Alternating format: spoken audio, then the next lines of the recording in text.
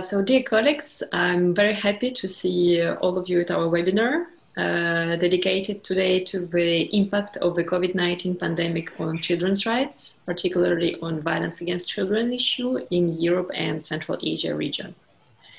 Today we have the opportunity to listen and discuss with Mr. Phenny Kakama from UNICEF Europe and Central Asia Bureau. So before we start, I would like to ask you to mute yourself during the presentation. And thank you again, Mr. Kakama, for being with us today, and the floor is yours. Yeah, thank you very much for inviting UNICEF to be part of your discussion. And I'm happy to be able to share some of the experiences that we have in relation to the impact of COVID-19 on children. So let me share my screen, and then we shall proceed from there. Okay, so today we are talking about COVID-19 and its impact on children's rights. And I was specifically requested to talk about its impact mainly on violence against children, but also touch a little bit on the impact on education, children with disabilities, and children in institutional care. I think from the beginning, I like to mention that I'm really not an education expert. That's not really my day-to-day area of work. My area of work is justice. So I may mention something on education, but it's not something that I really work on day-to-day basis. So I think let's start by looking back to the Convention on the Rights of the Child. The Convention on the Rights of the Child applies to all children, as we all know, in all contexts, including in emergency situations, and governments are obliged to respect and protect and fulfill the rights of all children. COVID-19 definitely, and the measures which governments have taken to prevent, to contain, and treat the disease have impacted directly on the full range of children's rights as set out in the Convention.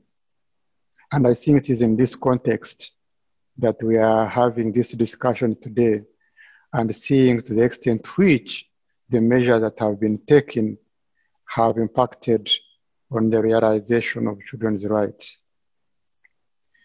But again, before we go into the COVID specifics, just wanted to have a small reminder that violence against children, even before COVID, was persistent and it was pervasive. Before the outbreak of the COVID virus, violence against children was recognized to be both universal and widespread, affecting children in every country, regardless of wealth, regardless of social status, regardless of gender, regardless of any issue of difference. As we know, violence against children takes many forms, including physical, sexual, and emotional abuse, and may involve neglect or deprivation. Violence occurs in many settings. It occurs in the homes, our homes, in schools, in communities, and of course, over the internet. Similarly, a wide range of perpetrators commit violence against children, such as family members, intimate partners, teachers, neighbors, strangers, and other children can also perpetrate violence against each other. Beyond the tragic effects of individuals and families, as we may know, violence against children carries serious economic and social costs in both lost potential and also in reduced productivity. Over the last decade, recognition of the pervasive nature and impact of violence against children has continued to grow. Still, the phenomenon remains largely undocumented and underreported. And I believe that is your experience in your respective countries. Underreporting can be attributed to a variety of reasons, including the fact that some forms of violence against children are socially accepted and socially condoned. Many victims of violence may be too young or too vulnerable to disclose their experiences, and all too often, when victims do denounce abuse, the legal system fails to respond, and child protection services are also unavailable or are inadequate in some countries. So a combination of factors that do not really let children or their carers to be able to report violence against children. Let me share with you a few statistics that kind of confirm that violence is widespread.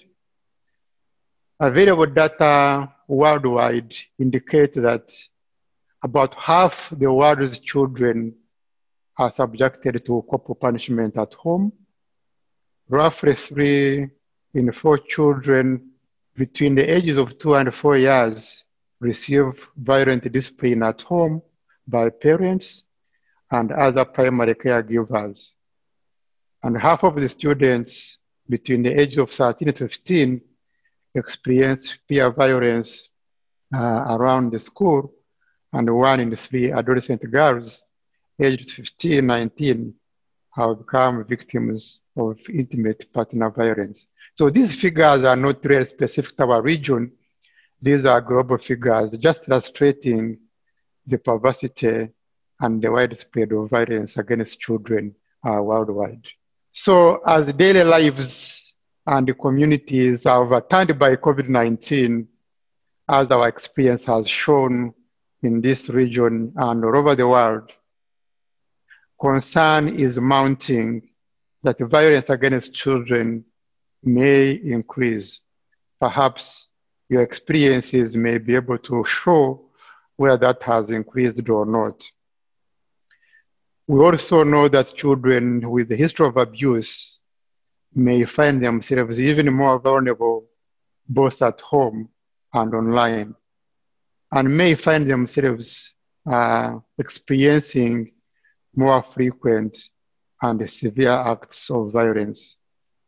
Others, of course, may be victimized for the first time because of the conditions that this pandemic has created.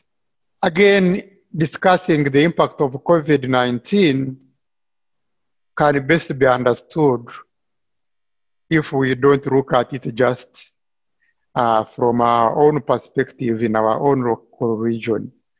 We can also look at it in the context of the global perspective again. And here I just wanted also to share with you just again a few global data that kind of shows the extent to which this pandemic has really impacted on children. So according to UNICEF global data, 104 countries across the world have experienced disruption in the services attributed to COVID-19, impacting almost 1.8 billion children. Countries in our region, which is Europe and Central Asia, have been particularly hard hit by disruptions in specialized services for the prevention and response to violence against children, and also social work services. 188 countries imposed national school closures affecting more than 160 billion children. And of course, we know the potential loss to learning and development are immense, especially for those children who cannot access or who cannot afford remote learning. And then something that we may also need to note is that the COVID-19 crisis could also lead to the first rise in child labor after 20 years of progress. And this is frightening because child labor decreased by 94 million since 2000, but this gain is definitely at risk.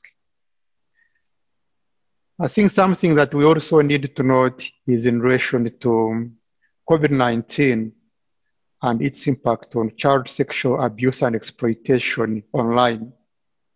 So in 2020, up to September, the Internet Watch Foundation processed a total of 230,522 reports, while in the whole of 2019, itself, which was actually a record year, the same agency processed 2,400 reports. So this shows the impact of the pandemic and how it is adversely affecting and exacerbating the abuse and exploitation of children online. So let me now turn to violence against children in our region. So as you may know, our region as UNICEF covers Europe and Central Asia. And so what do we know? Although in many instances, official figures are often not available, and perhaps you know better in your respective countries regarding availability of data, indications confirm that violence in the home increased in the Balkan countries, in Kyrgyzstan, in Turkey, and Ukraine. In Kazakhstan, for example, even if it may not be part of your coverage, perhaps may also be interesting to know that the increased vulnerability of women during COVID-19, confinement, renewed calls by right groups and NGOs for the criminalization of domestic violence. Against the backdrop of intensified stress, uncertainty, and isolation, many measures imposed to control the spread of the disease not only increased violence against children and gender-based violence against women and girls, but also limited the ability of survivors to distance themselves from their abusers and access support. As we also know, lockdowns and school closures have worsened the shadow of the pandemic of gender-based violence and violence against children. Multiple countries reported an increase in domestic violence and also demand for emergency shelters, helplines, and online sexual exploitation of children. Case management and home visits for children and women at risk of abuse are among the most commonly disrupted services that we have experienced in our region. Services typically delivered in person, such as case management and home visits by social workers, for those children at risk of abuse, we are mostly affected. During the current crisis, identifying children is inherently more challenging, given that many adults who would typically recognize signs of abuse, such as teachers, child care workers, extended family and community members, are no longer in regular contact with children. And indeed, a growing body of evidence supports the notion that school obscures, as well as the interruption of child protection services, have inhibited child maltreatment reporting during the COVID pandemic. So what have been some of the responses to violence against children in our region that we know so far? In many countries, helplines, hotlines were established or were reinforced. Some have been adapted or enhanced, such as in Belarus, to enable children to air their views, for children to ask questions, and for children to receive answers. The extensive availability and use of hotlines and helplines was also reported in Moldova for different issues and target groups. In Armenia, the centralized hotline was promoted to report all cases of child abuse, building on the existing hotline of the Specialized Children's Support Center in cooperation with the police. The number of calls served by the hotline tripled since the onset of the pandemic. COVID-19 response, training, and psychosocial support social service providers and families was provided. In Tajikistan, a hotline on GBV was established as part of the Spotlight initiative, and the hotline provided general information to those who called during the pandemic. In Ukraine, the National Child Helpline, which addresses violence against children and drug addiction in children and youth, was linked to the hotline for free legal aid to facilitate cross-sector referrals. It is reported that the number of calls to the national hotline on combating domestic violence increased by almost 26% in the first 2 weeks of quarantine compared to the prior 2-week period. In Azerbaijan, positive parenting programs targeting vulnerable families affected by financial hardships were instituted, and families of children with disabilities, single-parent families, and families experiencing additional stress due to the risks of infection and or staying at home and family at risk of domestic violence were put in place. In Georgia, Child Hotline was established and continued to help children and their families. And the initiative was carried out by the Human Rights and Civil Integration Committee of the Parliament of Georgia with the support of UNICEF. UNICEF also collaborated with UN partners and social service providers to build capacity and to prevent violence against children and gender-based violence, and to ensure access to mental health and psychological support. From the regional level, UNICEF supported countries with technical guidance to respond to immediate and emerging issues around child protection, and in particular, gender-based violence. Around April last year, when the pandemic was really gaining ground throughout the region, we carried out a quick survey to establish the extent to which national child protection systems were responding to the pandemic.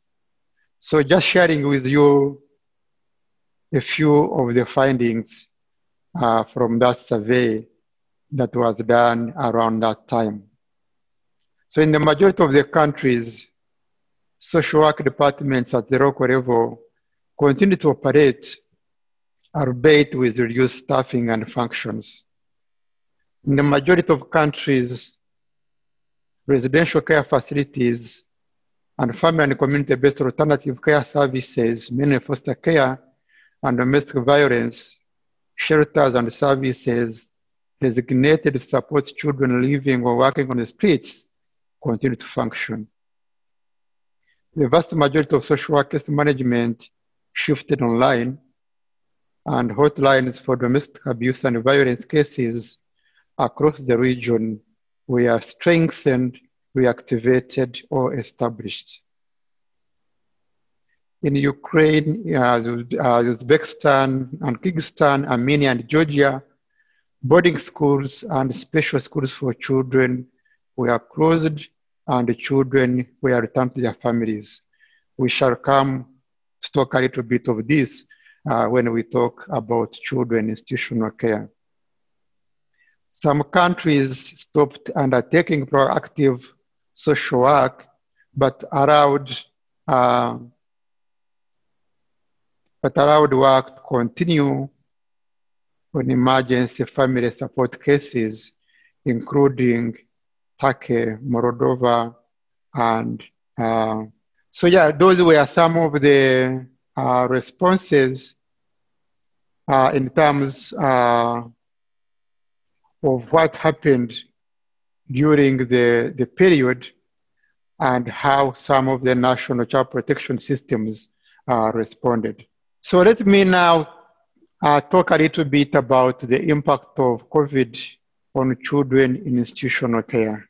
I think let's take note that for children who were vulnerable before the crisis, the pandemic seems certain to have heightened the risks for the children who were already facing difficult situations, including vulnerable households without parental family care and those at risk of separation from family and those in alternative care, including those who are in foster care and residential care.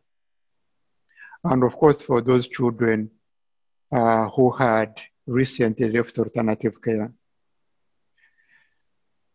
I think all of us recognize and appreciate that all children should be a part of society and not apart from society. And that is really what guides us in terms of our advocacy and inclination and what the Convention on the Rights of the Child states in relation to children growing best in a family setting where they can thrive and develop better. Nevertheless, by official measurements, if we look at our region, by far, the highest proportion of children separated from their families in the world are found in our region, with 666 children per 100,000 children living residential care, which is more than 5 times higher than the global average, which is 120,000 children per 100,000 children.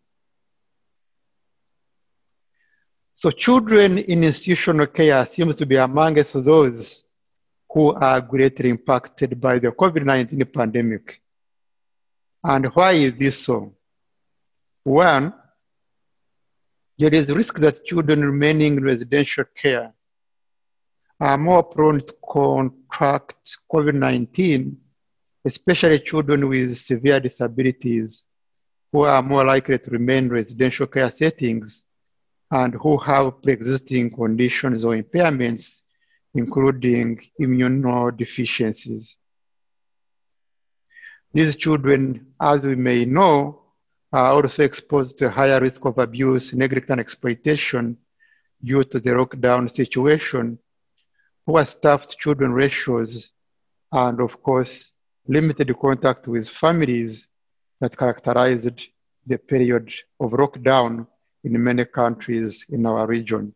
On the other hand, there are increasing reports of a number of governments returning children, families, and communities of origin from mainly large-scale institutions. For example, in Ukraine, in Uzbekistan and Kyrgyzstan, over 42,000 children, 21,000 and 10,000 children respectively from boarding schools and special schools and sanatorium type of institutions were returned home when health measures were introduced. So let me say this, that definitely returning children to their families is a good thing, and we are not questioning it at all. And I believe no one is questioning it. But the point that was noted when we made this survey is that the rapid reintegration of children from institutional care in some countries raised some concerns. And the concern was that many of the children were sent home without adequate preparation for their reintegration and reunification with their families. This return in many countries, of course, coincided with shutdown of other social work services, leaving these children and families without timely assessment, monitoring, and support to ensure that the best interests of the children were maintained. Quick and unprepared reintegration or placement of children with extended families, of course, may lead to unanticipated emotional stress, exacerbated health issues, and lack of education, as well as an increased risk of child abuse, neglect, and exploitation. It can be expected that the number of children at risk of separation and need of alternative care will increase, both during the crisis, where containment measures may lead to separation of children from families, and as a result of the long-term socio-economic impact of COVID-19 crisis on families' capacity to provide adequate care. It is also expected that family-based alternative care systems could be strained, and there might be some temptation to expand the capacity of existing institutions and or build new ones to house children, as was seen in many parts of the world after the progression of the HIV epidemic in some parts of the world in the 80s and in the 90s. So I think we really need to be very, very careful and to keep watch and ensure that COVID-19 and its impact does not lead to proliferation of child care institutions. So let me now talk a little bit about children with disabilities. Perhaps you know that there are about 5.1 million children living with disabilities across the Europe and Central Asia region. We also know that these children face multiple rights violations. They are overrepresented in institutional care. In fact, children with disabilities in our region are almost 17 times more likely to be in institutional care than other children. Children with disabilities are likely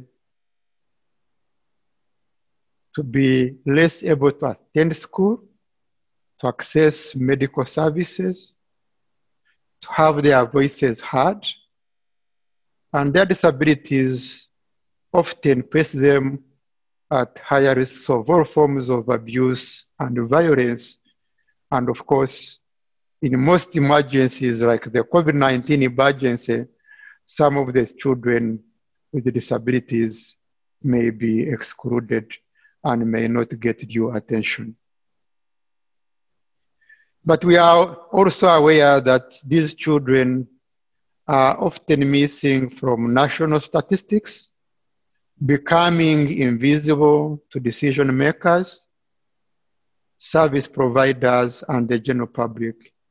And now with the COVID-19 pandemic, they face even greater risks of exclusion, poverty, and a lack of access to crucial services.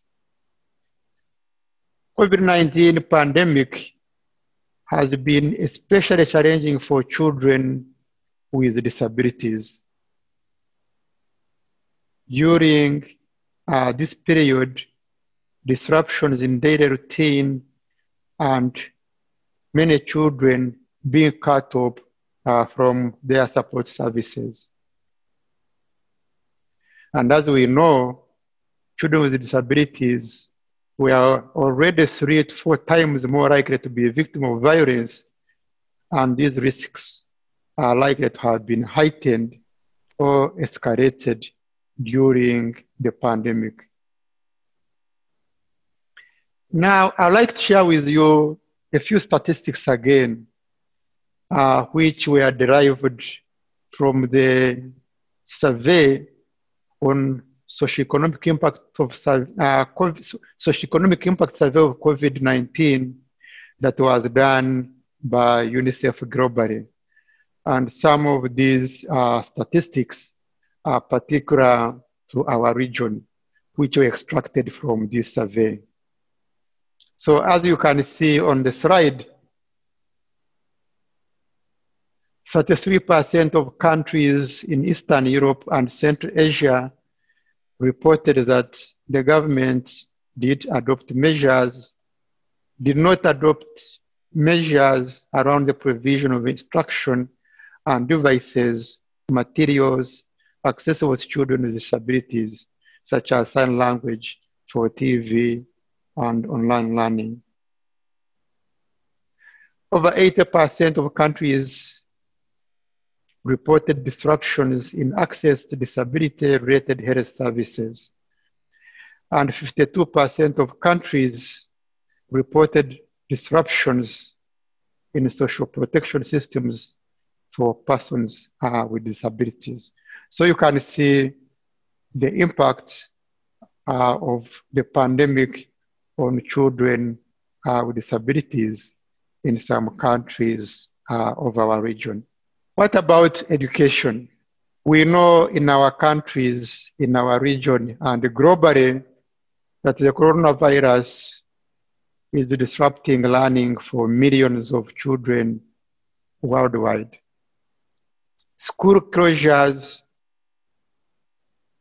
as happened in many countries in this region and globally, impacted children. And of course, children who could not access remote learning were much more impacted than other children. So what are we doing in our region in terms of interventions? We are accelerating work to help keep schools safe and to ensure students continue to learn during the COVID-19 pandemic in the face of unprecedented school closures and disruptions that characterized March of 2020. During the first nationwide lockdowns, school closures affected nearly 50 million children in 20 countries in our region. While intensive support was provided to ensure safe school reopenings at the end of last year, to date, 26.6 million remain impacted by partial school closures. UNICEF has supported about 28 million children to access distance or home-based learning. With classroom closures beginning around March, April last year, alternative distance learning was put in place. Of course, however, children without access to the internet or enabling technology were automatically excluded from the new digital learning platforms. Many countries in the region tried to close this gap by disseminating lessons via television and through the distribution of printed learning materials. Over the second half of last year, UNICEF prioritized working with ministries of education and the ministries of health and school authorities to support safe classroom reopenings by ensuring adequate hygiene supplies and wash facilities and implementing comprehensive back-to-back school engagement campaigns promoting safer behaviors. Blended learning, which combined in-person and distance classes, were the most commonly implemented options across our region. Governments are taking measures to ensure digital learning in a number of countries. In Armenia, for example, the Ministry of Education requested the newly established Distance Learning Center of the National Center of Education Technologies to launch a centralized learning platform to disseminate lessons for grade 1 to 12 online. North Macedonia announced a new national online platform to enable two-way communication between teachers and students. In Azerbaijan, in Belarus, in Georgia, and Ukraine, these are some of the countries that provided training to teachers to help them plan and deliver distance education more effectively. Overall, UNICEF is supporting production and dissemination of educational content and resources for parents and teachers, especially at preschool level. An initiative to support online learning, linking content with digital skills, technology, and pedagogy was also launched in 11 countries. In Georgia, UNICEF launched a special television broadcast and a Facebook-based platform geared towards helping parents of children with disabilities. The initiative was carried out in partnership with the government of Georgia, the Mark Foundation, and the United Kingdom. So these are some of the initiatives and interventions that were carried out within different countries to respond and sustain education for children during the pandemic.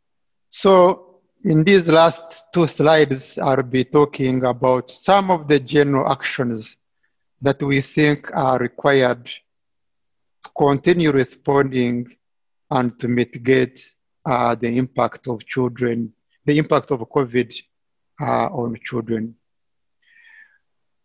We know that protecting children from violence during the pandemic requires all sectors to undertake coordinated measures.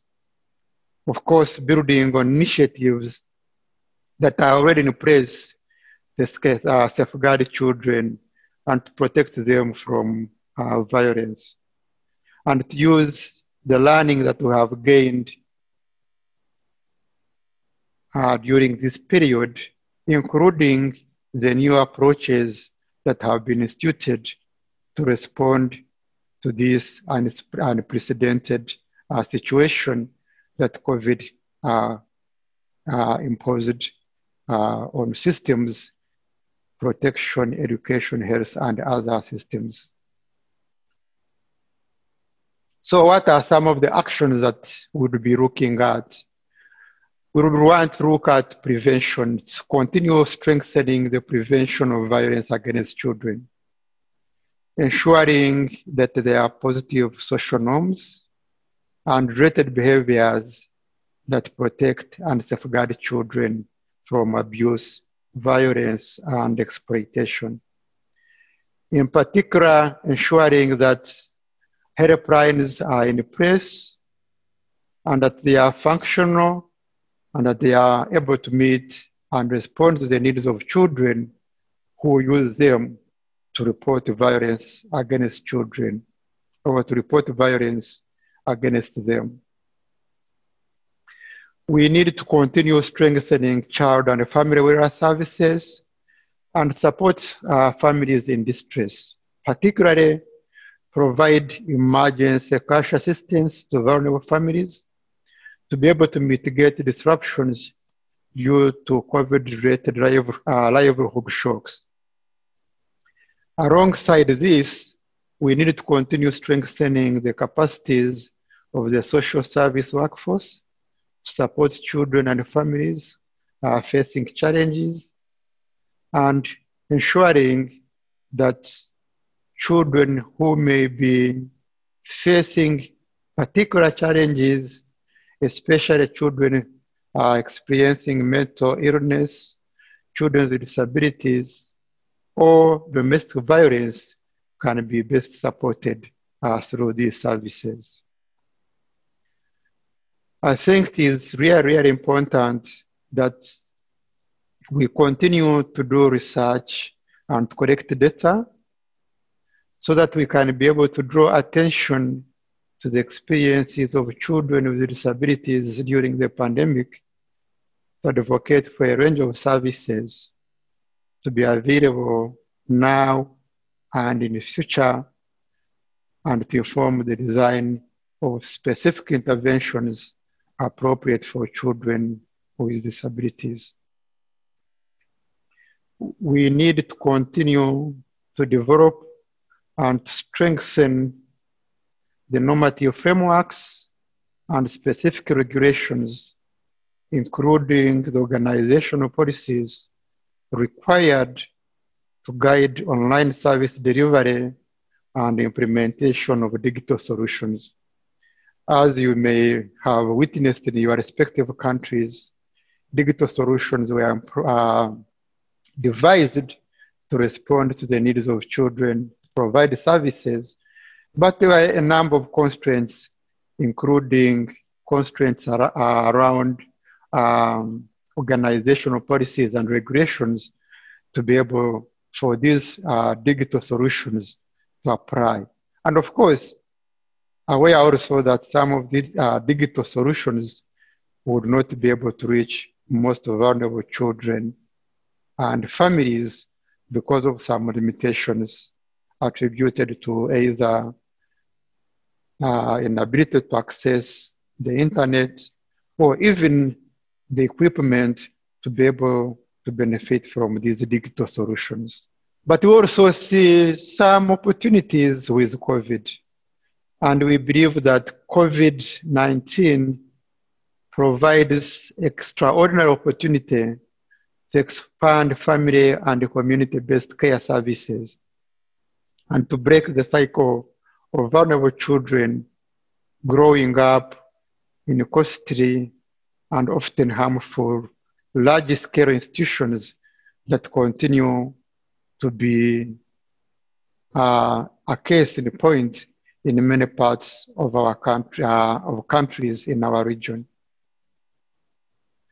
Governments should be supported to see and use the COVID-19 situation as an opportunity to redirect human and financial resources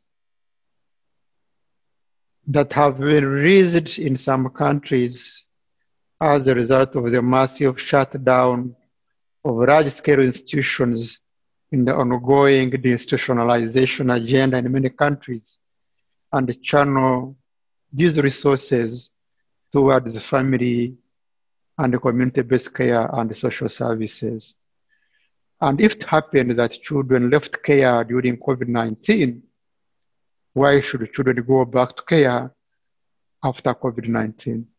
I think this is something that your organization, your agency can continue to advocate for and support governments where you operate to ensure that children remain in families and to be supported within their communities.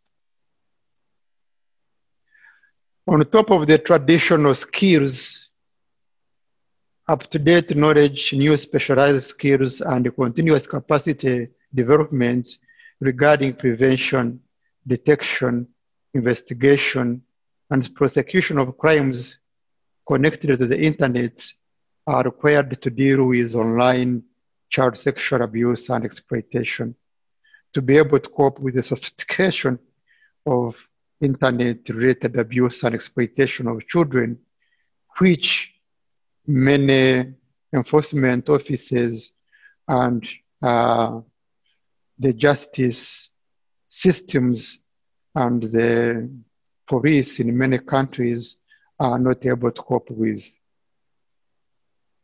I think it would be important to continue to make the case for professionalization and investment in the social work and the social service workforce and stronger child protection mechanisms to respond to violence against children in the COVID-19 era, as well as in the next phases.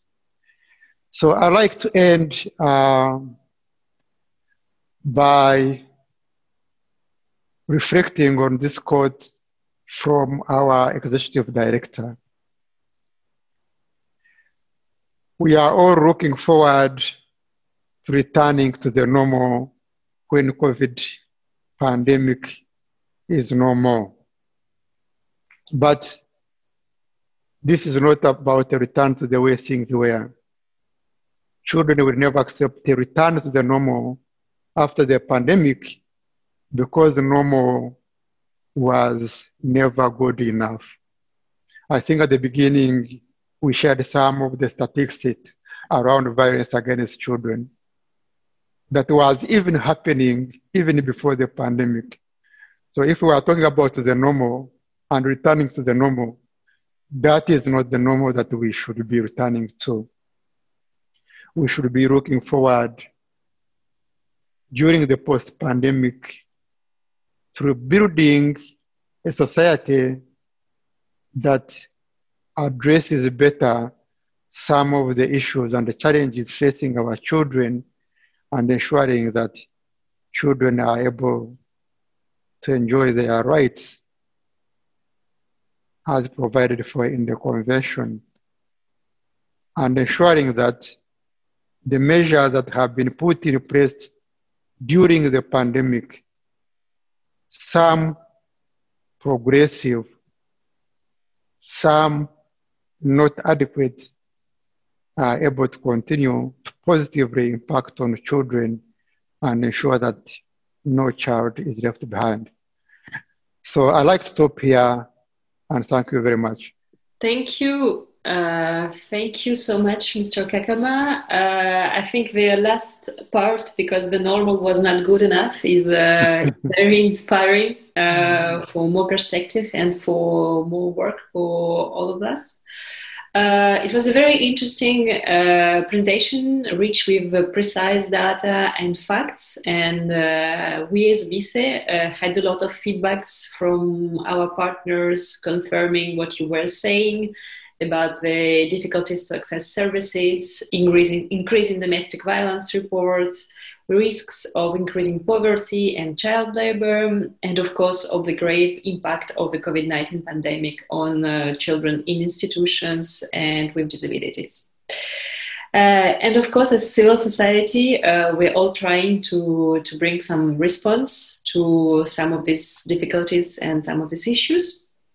And now I would like to invite all of you to ask questions or to share your own experience from your country and from your work with your target groups. So we have a chance to be in a small group. So I think everybody will be able to speak. So if you want to ask questions or to share some thoughts, you can just put on your camera and open your mic and ask your question. Thank you so much for this presentation. It was very interesting. I have two questions. The first one, we realized that some steps have been, states were not able to undertake some steps before the pandemic crisis. But we realized that somehow they were obliged to take some exceptional measures. So, for example, we've seen that in detention settings, a lot of children were released. But before, they were not able to put in place alternative measures. But they were obliged by the crisis anyway. So do you think that those exceptional measures can be sustained, or we are going to return to the normal, let's say. My second question is about UNICEF itself. We've realized that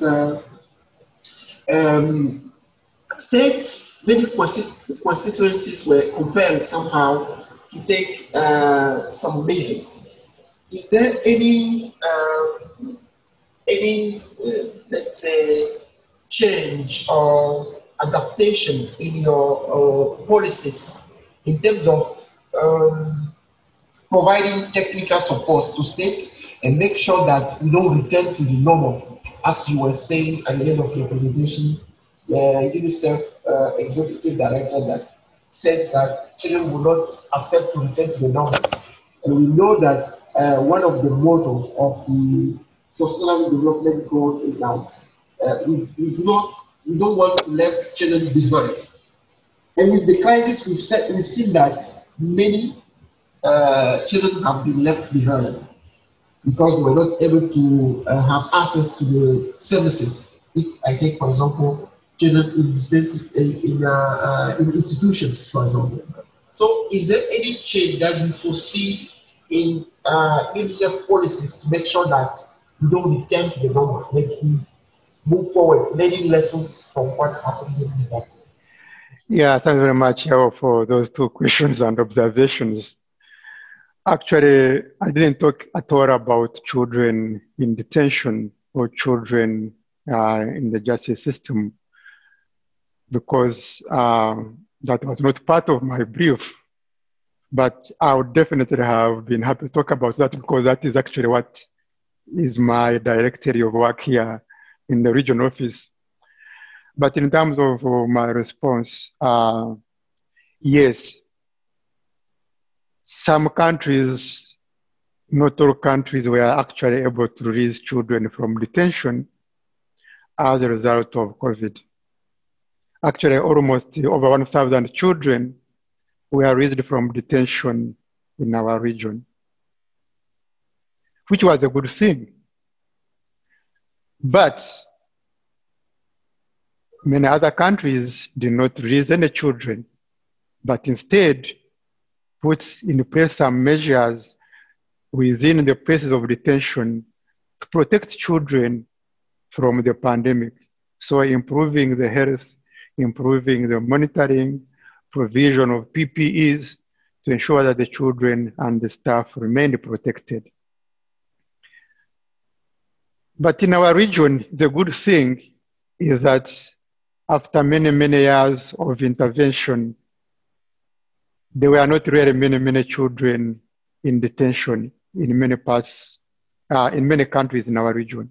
Although children still remain in detention, both pre-trial detention and post-trial detention, overall, there are really not many children in detention at the onset of the pandemic.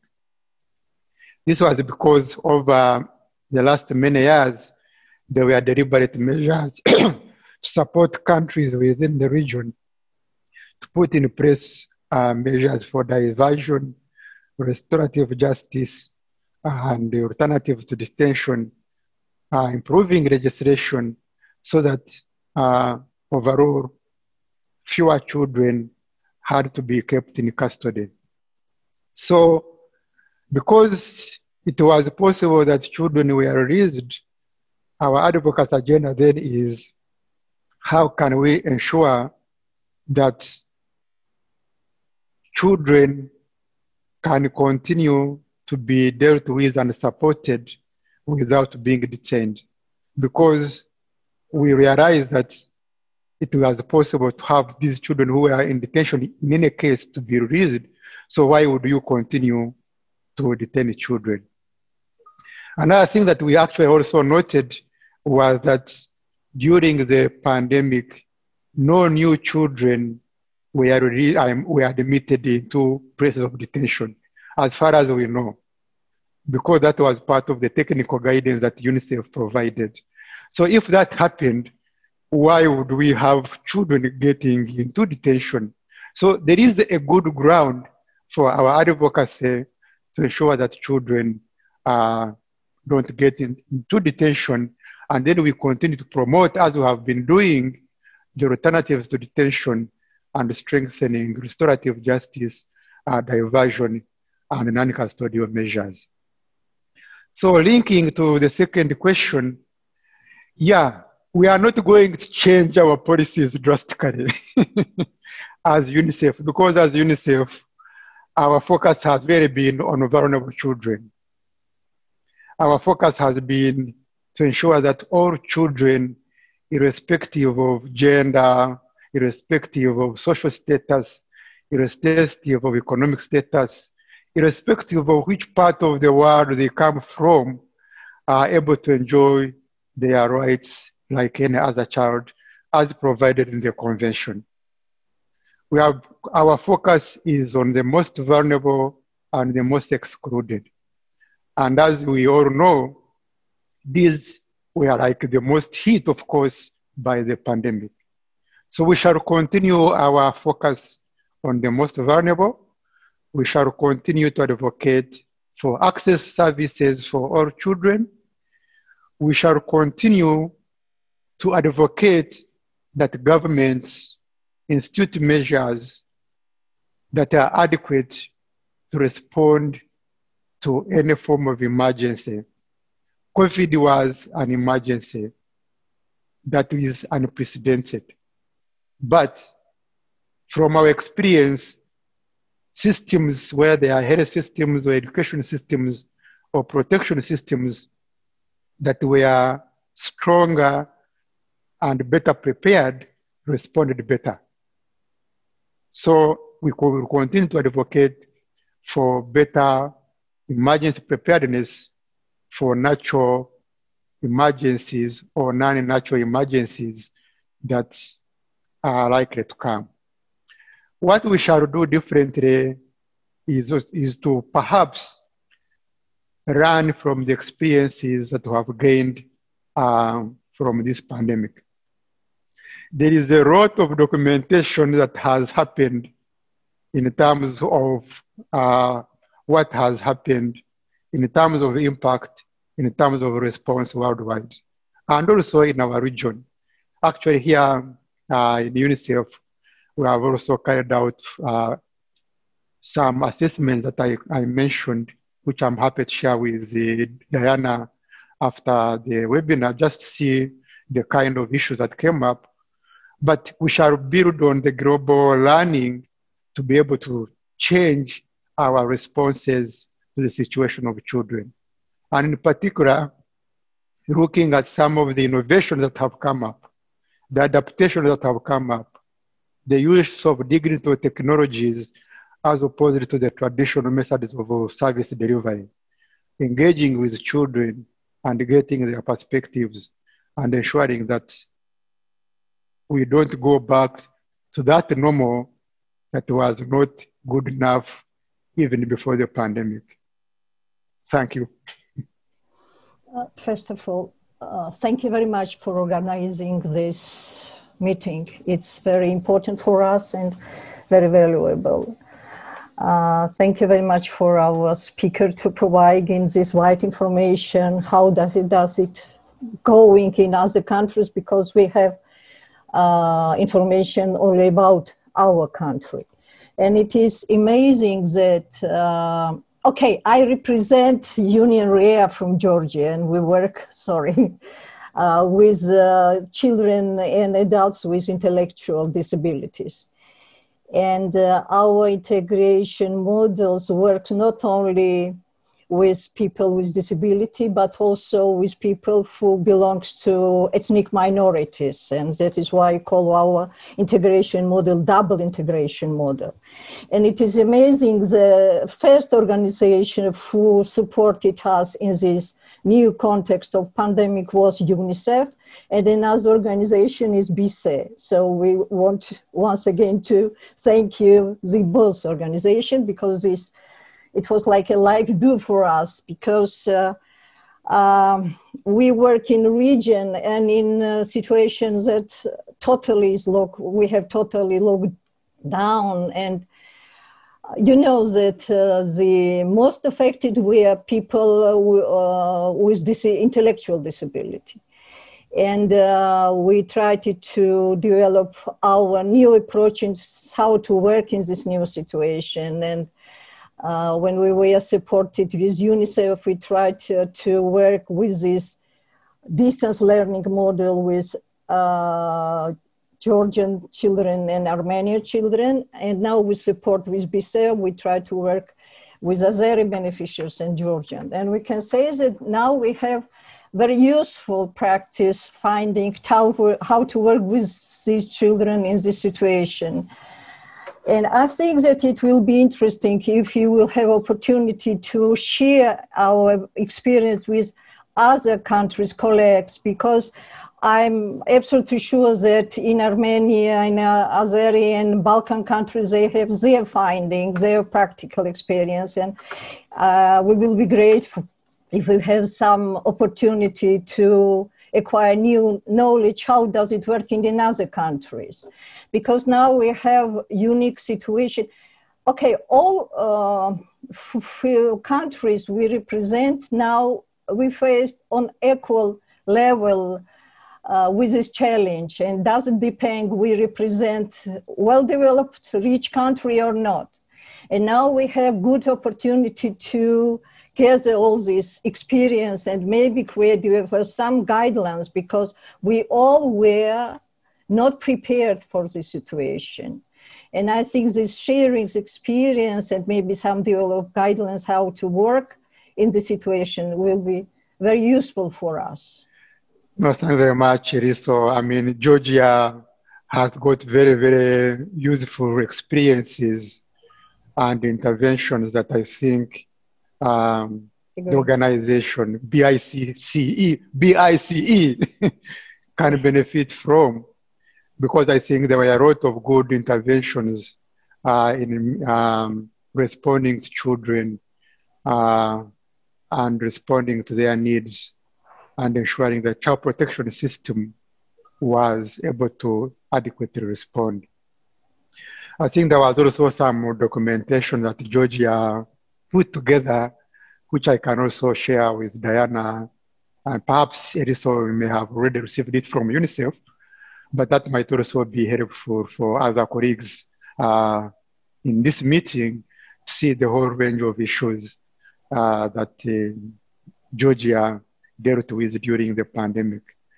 And of course, sharing experiences across your network, across our network, would definitely be handy. And I will share again with Diana whatever other resources, whatever guidance that I have, and she can appropriately share them with you. Thank you for presentation. In Ukraine, during COVID, we show new vulnerable group, children in rural area, because this is children don't have access to internet, don't have computer, as a gadget, and they have now they have gaps in education because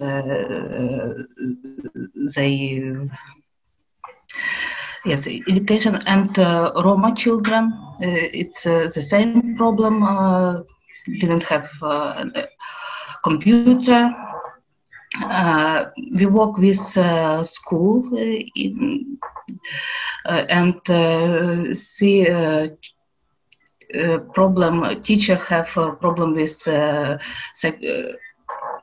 psychology health. Some children, some teacher need medical support, and we have a new problem. It's violence in the internet, cyberbullying, and now we have problem suicide, children suicide level.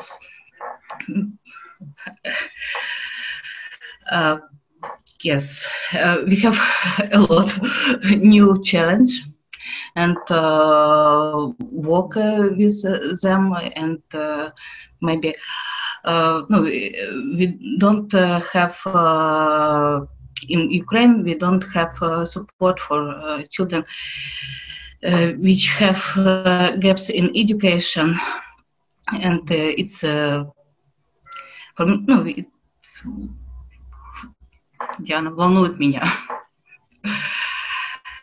Я могу перевести, если что.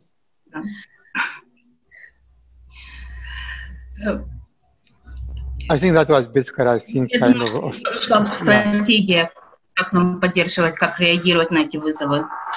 So yes, she mentioned new challenges, emerging challenges as the problems of access to education of children living in rural area, Roma children, issues with mental health, and also on the other side, issues with emerging and increasing level of cyberbullying and violence against children online. In online space.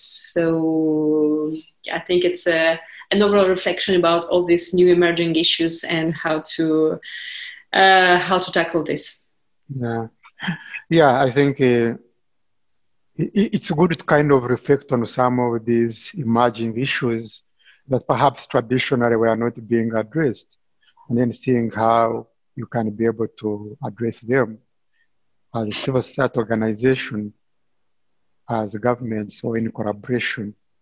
And of course, we are not going to be able to address some of these challenges easily, but I think we are being challenged to see how some of the impact, especially on these groups of children, has been exacerbated or has been worsened by the pandemic, and therefore be able to refocus our attention to some of these groups. There are structural problems like, of course, availability, access to internet, and the digital platforms that we talked about, which remain a challenge in most countries or in many countries, but also allowing us to think a little bit more about what happens to these children in the event that this pandemic continues. But even if it eases, would it be another way of looking at reaching out to the most vulnerable children, not via the traditional means, and looking at innovations, looking at new ways of delivering services, some of which have come to the fore because of the pandemic. Yeah, so it would be nice again to continue sharing some of these experiences and continue to look at how some of these challenges can be mediated and or dealt with. Yes, and as Elisa was suggesting, to see how we can exchange between countries and between civil society organizations and government to see how we can address these new and emerging issues. Да, Светлана, я переведу, and I will translate from Russian. Здравствуйте. Здравствуйте. Привет из Санкт-Петербурга. И большое спасибо за очень интересную встречу. So, hello from St. Petersburg, and thank you very much for such an interesting meeting. Я плохо говорю по-английски, поэтому спасибо за возможность сказать по-русски несколько слов. I prefer to tell it in Russian because I don't speak English very well. И мне бы хотелось здесь сказать, что в России пандемия дала какой-то неожиданный положительный толчок к развитию доверия государства к НКО.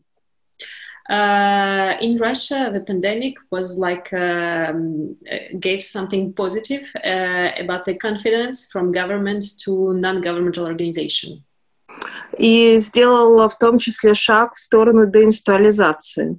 And it was a new step for the deinstitutionalization process. И в начале пандемии мы поняли, что самая большая опасность заражения и быстрого распространения коронавируса – это большие интернаты. И нам удалось... At the beginning of the pandemic, we understood rapidly that the big institutions, state care institutions, were at great risk of spread of COVID-19. И нам удалось убедить Министерство труда и социальной защиты и других министров, других ведомств, что нужно сделать все, чтобы на время пандемии как можно большее количество детей, взрослых, которые живут в интернатах, распределить по семьям или в НКО. So we succeeded in convincing ministries to let as many children and adults as possible from institutions to families, family-based, family-type care or non-governmental organizations. И то, что раньше казалось невозможным, стало возможно во время пандемии. Государство разрешило некоммерческим организациям забирать в том числе самых ослабленных, самых тяжелых и детей, и взрослых из интернатов. And something that seemed to be impossible before the pandemic became possible, and state allowed to take children with severe disabilities in difficult conditions from institutional care to NGO. Перспективы были первыми. Мы забрали в Петербурге 26 человек из интернатов. За нами пошла москвичи, наши партнеры из ЦЛП, «Жизненный путь», «Дом с маяком». И двое детей, именно детей до 18 лет, остались с нами навсегда. Теперь мы их не будем возвращать в интернат. И оформляют опеку наши сотрудники над ними, и они дали потрясающую динамику развития. And our organization called Perspectivy from St. Petersburg was the first to take people from state care institutions. We took 26 people, and then our partners from Moscow followed. And now 2 children were able to leave these institutions forever, and we have families who are now doing their paperwork to take these children at their home.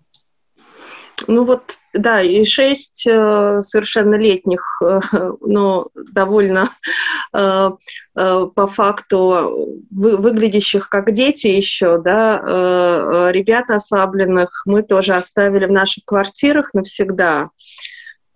И вот такой неожиданный положительный эффект дала нам пандемия. Иногда хочется замечать и плюсы.